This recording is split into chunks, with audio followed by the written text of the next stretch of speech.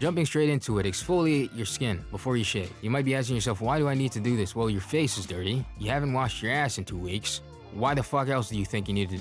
That was a joke. But dead skin cells will pile up on your face, and that will negatively affect the glide of your blade. You might have even noticed you nick yourself way more often than you want, and you think you're doing a great job, and it might just be because you're dragging a lot of dead skin cells in front of the hair that you're trying to cut, and it just causes a lot of extra steps for your blade to go through because what you want is the hair. You don't want to be shaving dead skin cells. That's for dermaplaning, which is a skincare thing that's totally different than this skincare thing. So if you want a smoother shaving experience, exfoliating before you shave can be a huge help. The exfoliator I use is the CeraVe's salicylic acid facial cleanser. It's one I've had before I even knew about this tip. And before I exfoliate my skin, I use warm water on my face just so I can open those pores and get that exfoliator working the way it needs to. I use it because I know my skin can tolerate it. If you don't know what your skin can tolerate, I would advise you to do some tests. Or if you want to pick up this cleanser, I would advise you to test it on another part of your skin first.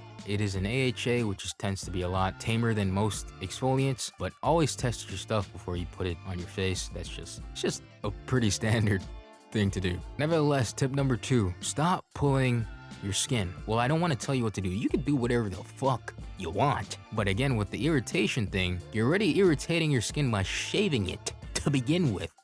So pulling on your skin is only gonna make that worse. Because as much as pulling your skin does help your blade glide across your face, you're stretching out your pores. And when you start to shave, you're shaving way too close to your skin. So when your skin sets back down after you let go, your hair is now gonna be sitting farther under your skin than you would like it.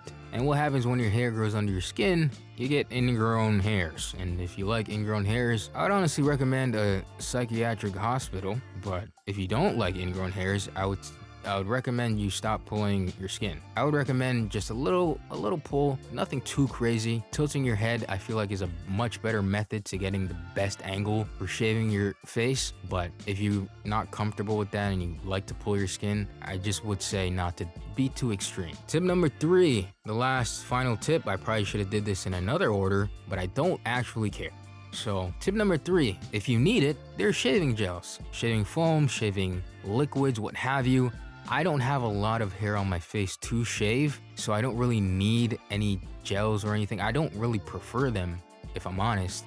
But people with a lot more hair, you might want some shaving gel or foam, as it is a great help in helping that blade glide across your face. A lot of people even prefer this over the exfoliation method, as it kind of does the same thing, not really. It doesn't get rid of the dead skin cells, but it does soften the hair.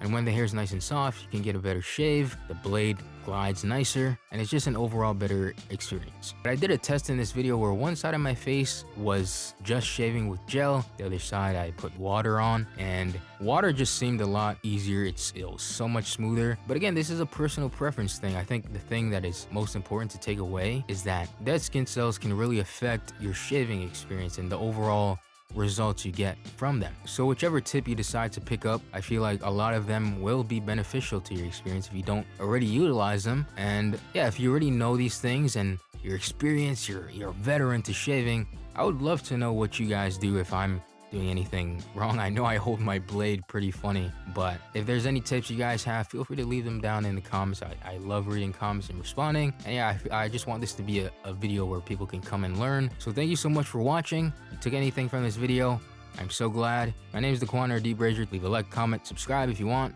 Not that you're gonna get more of this, but I just thank you so much for watching. Peace.